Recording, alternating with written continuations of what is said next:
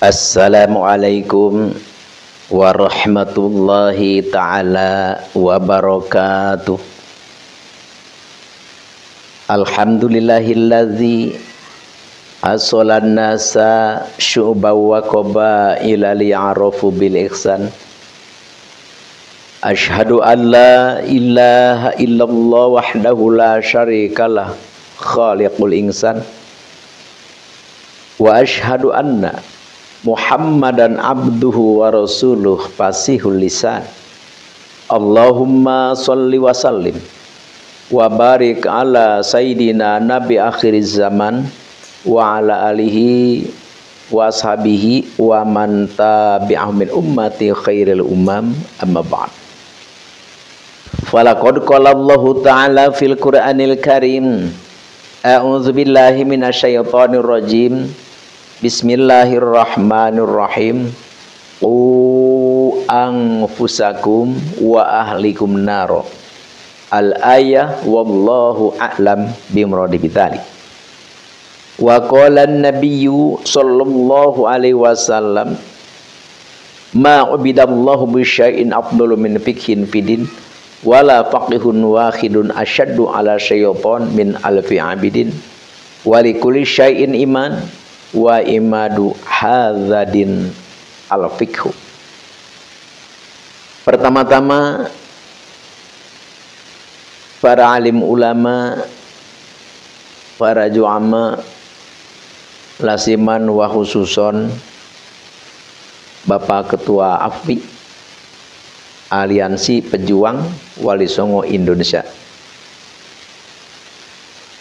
yaitu Pangresa Mas Pram Media, juga yang terhormat kepada Ketua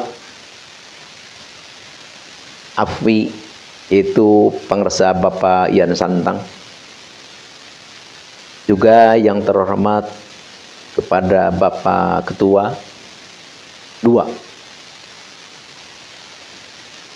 Pangresa Al-Ustaz Cecep,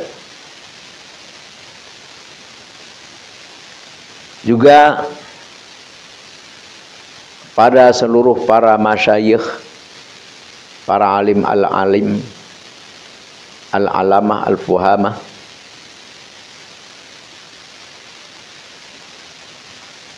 yang sangat al-fakir hormati. Dan begitu pula kepada aparatur negara, Bapak RT, alhamdulillah hadir di tengah kita, Bapak RW, Bapak Kepala Desa, sampai ke Presiden yang sangat al-fakir hormati. Dengan keberadaannya beliau tentramlah negara kita, amanlah, nyamanlah hidup kita berbangsa dan bernegara ini.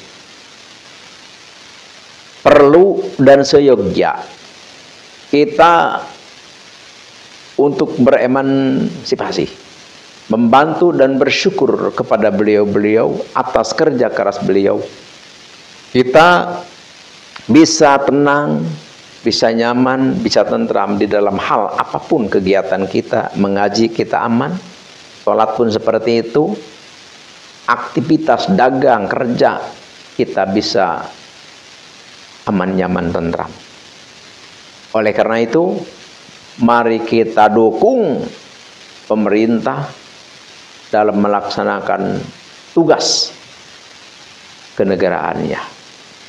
Karena Allah berfirman di dalam Al-Quran, a'udzubillahi minasyaitonirrajim, bismillahirrahmanirrahim, ati'ullah, taatlah kamu sekalian kepada Allah, wa ati'ur rasul, dan taatlah kamu sekalian kepada Rasul, wa ulil amri minkum, dan taatlah, patuhlah kepada pemerintah.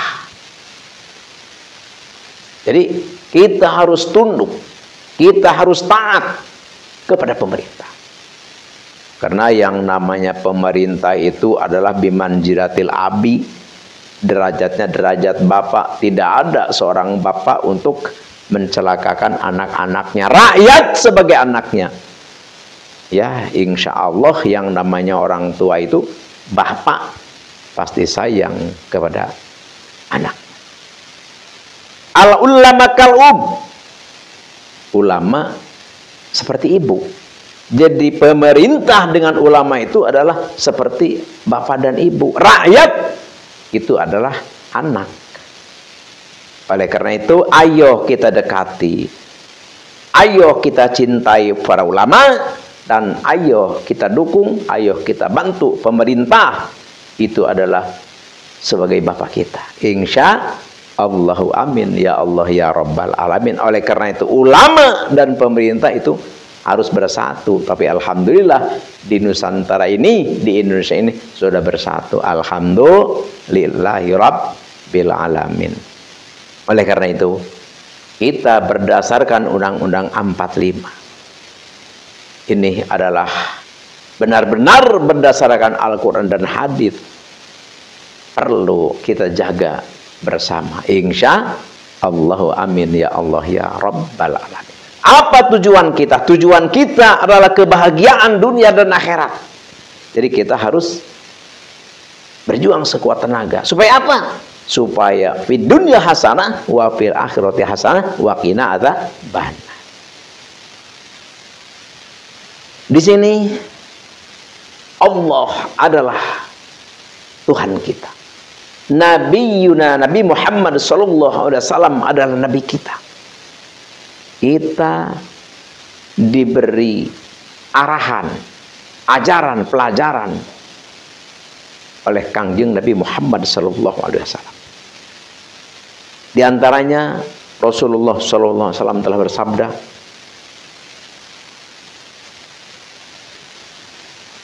apa?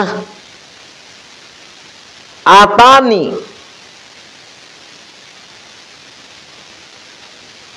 min indika Rabbi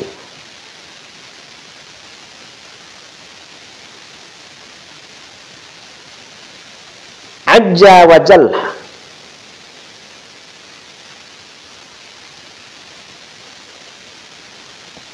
faqala man shalla alaika min ummatika sholatan kataballahu lahu biha asyra hasanatin. Jadi Rasulullah SAW telah bersabda, kata Rasulullah, aku kedatangan malaikat Jibril, yaitu adalah suruhan dari Allah Subhanahu wa Ta'ala. Jibril berkata kepadaku, man shalla alaika min ummatika sholatan. Barang siapa yang membaca sholawat kepadamu dari umatmu satu kali saja, maka ditulis atau dibalas oleh Allah dengan 10 kebajikan. Wa maha anhu asyra sayatin, dan dihapus 10 kejelekan. Wa rafa'a lahu asyra darajatin, dan diangkat, ditinggikan derajatnya 10 tingkat. Wa radda alaihi mithlaha, dan ditolak sepertinya. Artinya apa? Rasulullah SAW mengatakan beliau kedatangan malaikat Jibril, suruhan dari Allah Subhanahu wa Ta'ala untuk menyampaikan apa yang dikatakan oleh malaikat Jibril. Man shalla alaika min ummati sholatan kataballahu lahu asyra hasanatin. Jadi maca sholawat ini adalah amalan yang sangat dahsyat, yang sangat luar biasa. Kalau ingin kita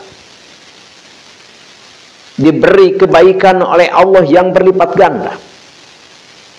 Kalau kita ingin diangkat derajat kita setinggi-tingginya, kalau ingin kita dihapuskan kesalahan kita beberapa kali lipatan dan ditolak, dijauhkan beberapa kejahatan, kejelekan, bacalah sholawat.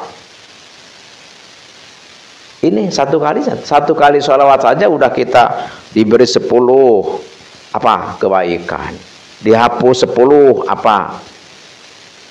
kejahatan. Terus begitu pula dihilangkan 10 hal-hal yang buruk, yang enggak enak, yang jahat, dan diangkat derajat kita 10 kali lipat tingkat. Itu satu kali sholawat saja. Oleh karena itu perbanyaklah baca sholawat kalau kita ingin sukses dunia dan akhirat. Ayo, ini ada cerita. Ada tamu ke Al-Fakir ya. Tamu ini dari Aceh ya, dari Aceh. Ya dia mengadu lah tentang kehidupan dia, tentang kesulitan dalam hidup, dalam ekonomi, dalam kerjaan, maka nangis-nangis. Al-Fakir suruh dia, anjurkan dia untuk baca sholawat. Sudah, kalau memang seperti itu, menghadaplah kepada Allah, kosongkan hati dari segala macam, konsentrasi kepada Allah, baca sholawat. Baca sholawat 10.000 semalam, 1 kali duduk. Dengan izin Allah, alhamdulillah dia karena memang satu yakin, ada kepercayaan, baca sholawat semalam 10.000. Sholawatnya sholawat apa? Sholawat yang biasa dibaca oleh orang banyak, yaitu Allahumma sholli ala Sayyidina Muhammad wa ala ali Sayyidina Muhammad. Ini Al-Fakir sholawat ini dapat ijazah dari guru Al-Fakir dari Banten ya, dari Banten ujung kulon. Ya memang sholawat itu ya Al-Fakir amalkan ya alhamdulillah.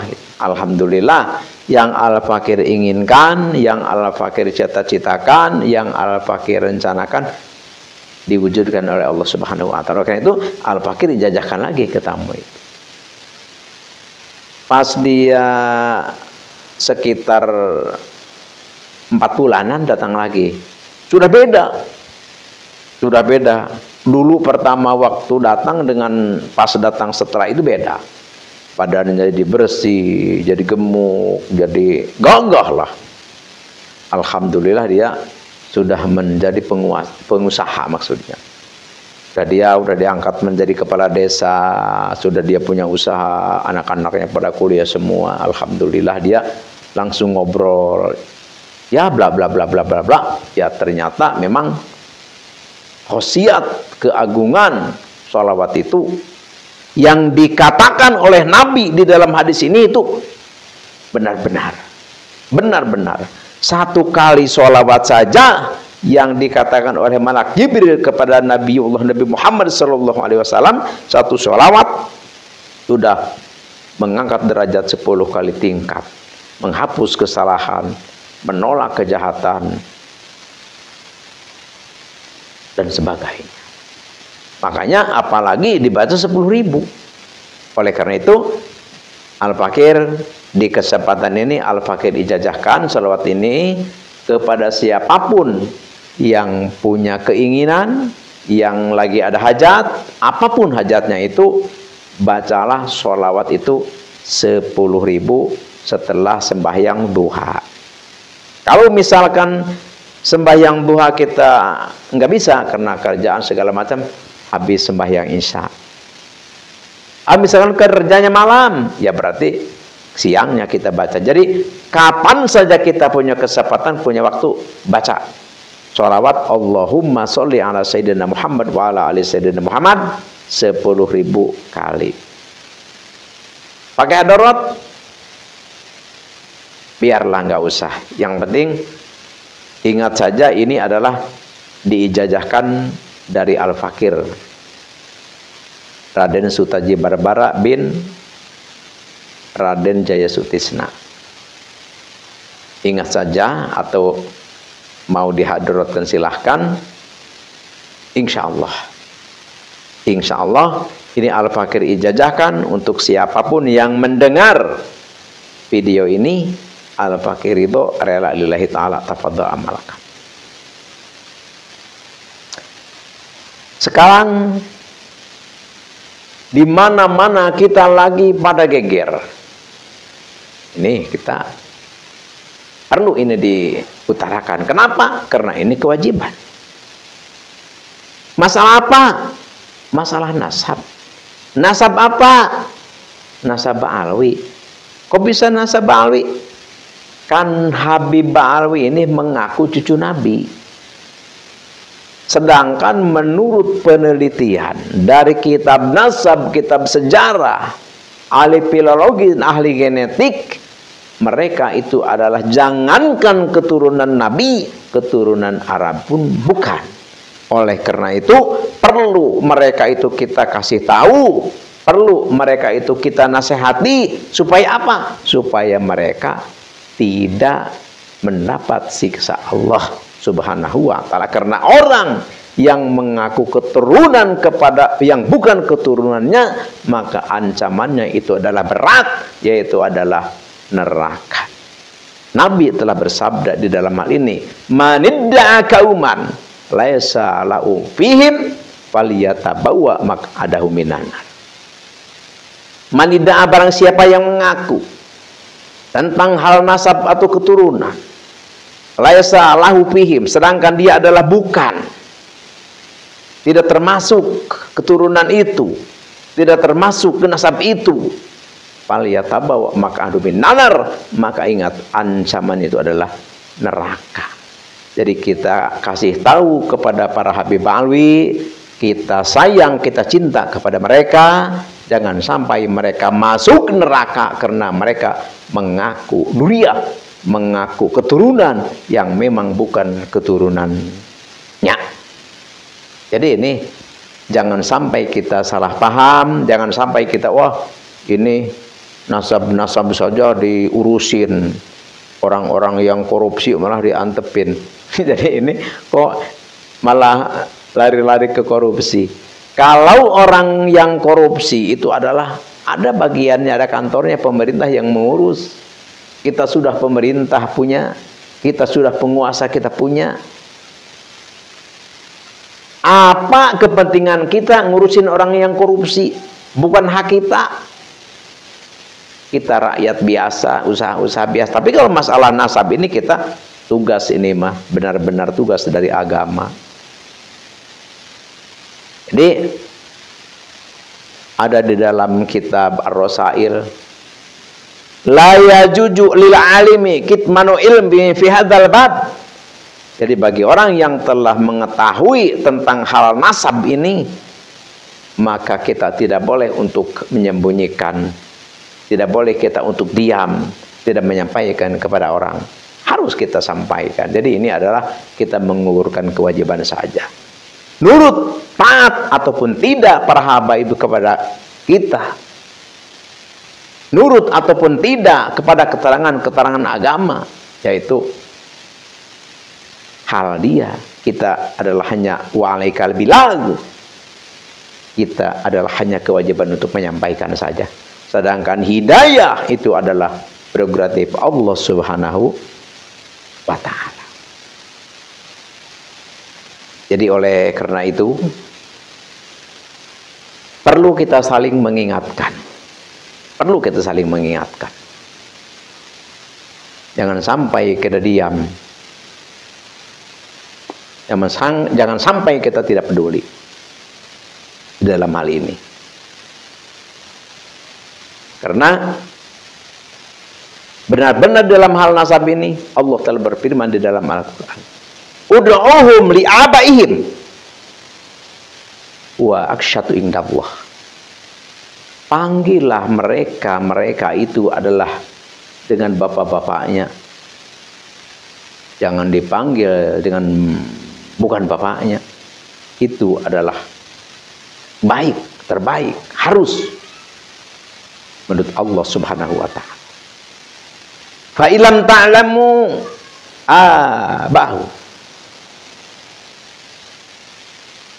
fa ikhwanukum fiddin wa mawalikum. Kalau kita tidak tahu siapa bapaknya mereka, maka itu adalah saudara kita. Dipanggil dengan saudara. Sekarang namanya Zaid, hai Zaid, saudaraku ke sini, saudaraku ke sini. Karena kita tidak tahu bapak. Karena biasa kalau di Arab kan pakai bapak. Kalau misalkan Umar bin Mas'ud, Umar bin Amr gitu kan. Tapi kalau kita memang tidak tahu bapaknya, ya kita panggil saudara aja. Ikhwani, saudaraku, sini. Kalau istilah di Indonesia, sini saudara. Kalau misalkan Sunda, oh kadek saudara. Itulah. Harus seperti itu.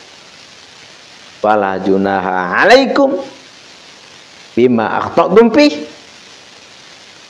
Bagaimana kalau orang-orang yang belum tahu, ya seperti orang-orang dahulu belum tahu bahwa Habib Alwi itu adalah bukan keturunan Nabi, belum tahu kan? Ternyata memanggil, mempercayai, meyakini bahwa Habib itu adalah turunan Nabi, fala junaha alaikum, tidak berdosa bima akhta'tum fi, dengan kesalahan itu. Walakin mata ma'adat qulubukum, terkecuali kita sudah tahu sekarang bahwa Habib itu bukan turunan Nabi, kita meyakini bahwa Habib turunan Nabi, ya kita dosa karena sekarang kita sudah tahu. Tapi kalau leluhur-leluhur kita yang tidak tahu, yang belum tahu, meyakini, mengatakan bahwa mereka ada keturunan Nabi, tidak dosa karena mereka tidak tahu seperti itu. Jadi bagi kita jangan meyakini, jangan mempercayai. Kenapa? Karena sekarang kita sudah tahu. Di dalam kitab nasab, kitab sejarah, penelusuran ahli filologi, juga tes DNA, mereka memang nyata bukan keturunan Nabi mutlak. Maka kita tidak boleh meyakini. Dilaknat kita oleh Allah Subhanahu wa taala kalau kita meyakini, kalau kita benar-benar mempercayai bahwa Habib Ali turunan Nabi, dilaknat kita oleh Allah dan Rasulnya. Silahkan lihat di dalam kitab Ar-Rasail fi Ilmi Ansab. Wah, katanya udah kita husnuzon aja. Pokoknya orang dulu juga mengatakan katanya Habib itu turun Nabi. Husnuzon ba'da dhuhuril hujjah wa dalil haramun. Tidak boleh kita sekarang husnuzon, karena sudah nyata ada hujjah dan dalil yang menyatakan. Ada kitab Abnaul Imam, ada kitab Sirru Silsilatil Alawiyah, ada kitab Tahdhibul Ansab, ada kitab Al-Mazdi, ada kitab Syajaratul Mubarakah, ada kitab Al-Asili, ada kitab Umdatul Thalib, berbagai macam kitab yang telah dibaca dan ditelusuri oleh para ulama-ulama kita. Ternyata yang namanya Ubaidillah itu adalah tidak tercatat, bukan keturunan Nabi besar Nabi Muhammad SAW. Oh, kenapa dulu meyakini? Dulu tidak ada yang menelusuri, dulu tidak ada yang mencari tahu. Begitu Habib Alwi datang ke Indonesia, dinyatakan oleh penjajah, oleh Belanda bahwa mereka itu adalah keturunan Nabi, mereka mengakui keturunan Nabi, kita percaya saja. Udah, karena memang dulu baik-baik. Jadi para Habib itu dulu mendekati ulama, sopan santun kepada ulama, berbakti kepada ulama dulu. Tapi setelah ke sini mereka berulah, mereka bergaya, mereka menindas, mereka menghina kepada rakyat masyarakat bangsa pribumi. Ya, ternyata orang pribumi juga pintar-pintar, hebat-hebat, otaknya juga cerdas-cerdas, hanya berpikir. Jadi banyaknya kecurigaan dari perilaku akhlak mereka yang jauh daripada akhlak Nabi, akhirnya menimbulkan kecurigaan sehingga diteliti. Sebenarnya polemik nasab ini bukan baru sekarang. Abad ke-9, abad ke-15 sudah gempar, cuman reda lagi. Inilah abad ke-20, gempar. Mesti tidak akan hilang karena memang sekarang satu, ya sudah 3 kali kegemparan, dan kedua memang sifat sepak terjang mereka yang memang sudah menyolok apa ya, seperti membikin makom palsu. Ini membikin makam palsu. Tidak mungkin ini dilakukan kalau memang tidak ada niat terselubung. Apa? Terus sejarah-sejarah dibelokkan. Terus makom-makom para pejuang diaku dari kalangan mereka habis. Dan begitu juga banyaknya pendawiran-pendawiran, permintaan maksa uang barang kepada masyarakat, kepada bangsa pribumi. Juga banyaknya pelecehan-pelecehan terhadap wanita-wanita pribumi. Kadang-kadang istri-istri orang dibawa kabur, istri-istri kiai dipinta. Kelakuan-kelakuan yang nyeleneh, yang tidak sesuai dengan ajaran Nabi dilakukan oleh mereka, sehingga itulah yang menimbulkan kecurigaan.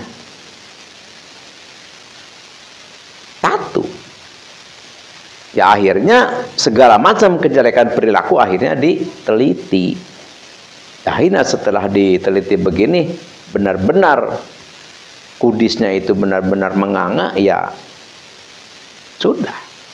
Tapi sebenarnya kalau pertama waktu ada kiai dari Banten ya, Kiai Haji Imaduddin Usman Al-Bantani sebagai pemantik pertama polemik nasab ini di tahun-tahun sekarang, di abad ke-20 ini.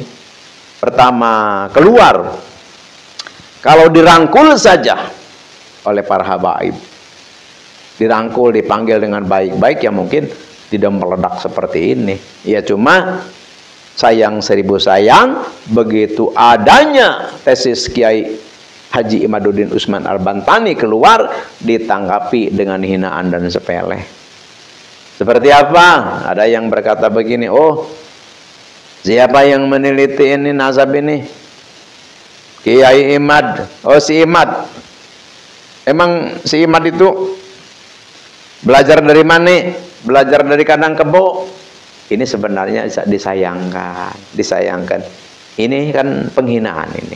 Coba waktu itu dipanggil, ngobrol baik-baik, saling menghormati, ya insya Allah tidak akan terjadi seperti itu. Ada lagi yang menanggapi, wah ini adalah suara kentut. Wah suara kentut nanti juga hilang sendiri. Agak mendingan, wah ini suara jangkrik, yang nanti juga diam. Na'udzubillah. Jadi kesombongan, keangkuhan akan menghancurkan kita. Jadi memang kalau kita baca sejarah, hikayat para raja-raja dahulu, para penguasa-penguasa dahulu, bukankah hancurnya mereka itu adalah karena kesombongan? Fir'aun dihancurkan oleh Allah karena dia sombong.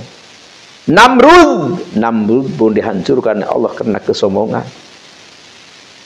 Dan banyak lagi raja-raja, penguasa-penguasa dulu dihancurkan, dihinakan oleh Allah karena kesombongannya. Kenapa? Hikayat, cerita, pelajaran-pelajaran itu yang begitu berharga, kita tidak ambil pelajaran seperti itu. Sangat disayangkan. Tapi mau bilang bagaimana, memang ini adalah kehendak Allah Subhanahu wa taala. Harus terbuka, harus terlihat. harus masyarakat bangsa Nusantara bisa cerdas, bisa mengetahui. Tidak selamanya dibohongi, ditipu oleh klan Habib Alwi ini. Dibukakan oleh Allah Subhanahu wa Ta'ala.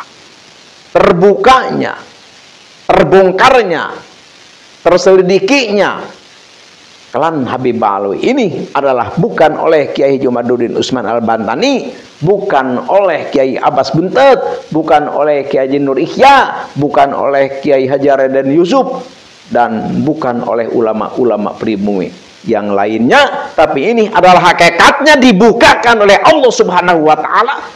Sudah habis waktu jatah untuk Habib Alwi berbuat sewenang-wenang semena-mena di bumi Nusantara ini. Jadi oleh karena itu, mari kita bangsa Nusantara melek, mari kita bangsa Nusantara sadar, jangan selalu kita mau untuk dibohongi, dibodohi, dan dibikin jongos oleh para imigran. Mereka adalah tamu di sini. Kita adalah pribumi. Jangan mau kita pribumi untuk dijadikan jongos, dijadikan pembantu oleh mereka. Insya Allah, amin ya Allah ya Rabbal Alamin. Oleh karena itu, ini polemik dasar adalah udah 2 tahun lebih. Kalau memang para Habib Alwi merasa benar-benar yakin dengan klan keturunannya, buktikan dalil, buktikan sejarahnya, buktikan penelusuran ahli lozim, buktikan tes DNA-nya. Tapi kalau memang tidak bisa membuktikan, lebih baik kita tunduk taat kepada hukum Allah Subhanahu wa Ta'ala. Ngaku saja, ngaku saja. Kita hidup di dunia ini adalah tidak selamanya. Tidak selamanya. Bahkan dari kalangan mereka yang lagi ngotot-ngotot, mereka memperjuangkan, ngeles, geletek, meninggal dunia. Udah, kita sadar aja. Kita bersatu, kita menyatu. Imigran dan pribumi, ayo, tidak ada imigran-imigranan, kita sama saja. Ayo, kita melangkah bersama menuju ridha Allah Subhanahu wa Ta'ala. Insya Allah, amin ya Allah ya Rabbal Alamin. Sekali lagi, Al-Fakir mengajak, menganjurkan kepada para Habib Alwi, ayo taat kepada hukum Allah, dan ayo sadari, terima kenyataan ini, karena ini adalah berdasarkan kitab, ini adalah berdasarkan sejarah, ini adalah berdasarkan filologi, ini berdasarkan genetik. Kitab mungkin bisa dipalsukan, kitab mungkin bisa membikin baru, tapi yang namanya genetik itu adalah tidak bisa dibantah lagi. Ini ada suatu ilmiah yang nyata, yang mutlak dari Allah Subhanahu wa Ta'ala. Entoh Allah tidak memuliakan manusia karena keturunan. La fadla li arabiyyin wa ajamiyyin. Tidak ada keagungan, keunggulan, kehebatan antara Arab dan luar Arab. Tidak. Tetapinya adalah inna akramakum indallahi atqakum. Orang yang mulia adalah orang yang bertakwa kepada Allah. Orang yang tinggi derajatnya adalah orang yang berilmu. Allah berfirman di dalam Al-Quran, a'udzubillahi minasyaitonirrajim, bismillahirrahmanirrahim, yarfa'illahu allazina amanu minkum wallazina utul ilma darajat. Allah mengangkat derajat manusia yang iman dan berilmu dengan tingkatan yang setinggi-tingginya. Apapun darah kita, apapun keturunan kita, tidak menjadi masalah. Yang penting kita takwa, kita berilmu, itulah yang mulia dan tinggi derajatnya. Insya Allah, amin ya Allah ya Rabbal Alamin. Artinya apa? Artinya kepada para habaib, artinya kepada para klan Ba'alwi, jangan sungkan, jangan malu untuk mengakui klan sendiri. karena mengakunya dengan klan sendiri itu adalah suatu kepahlawanan, kehebatan. Berarti benar-benar jantan mengakui dengan kebenaran dan benar-benar bertakwa kepada Allah Subhanahu wa ta'ala. Dengan mengakunya dengan hak ini, berarti Anda para habaib lebih mulia daripada sebelumnya. Hanya itulah yang Al-Fakir bisa katakan. Semoga ini bermanfaat. Sekali lagi, tidak ada niat lain. Al-Fakir berkata seperti ini. Ini adalah hanya kecintaan Al-Fakir kepada para habaib, yang memang para habib itu adalah banyak saudara-saudara Al-Fakir di kalangan mereka. Al-Fakir bicara seperti ini adalah berdasarkan rasa cinta dan sayang Al-Fakir kepada mereka para habib. Sekian demikian, terima kasih. Mohon maaf atas salah dan hilaf dan kekeliruan. Al-afu minkum. Innallaha ma'ana. Wassalamualaikum warahmatullahi taala wabarakatuh.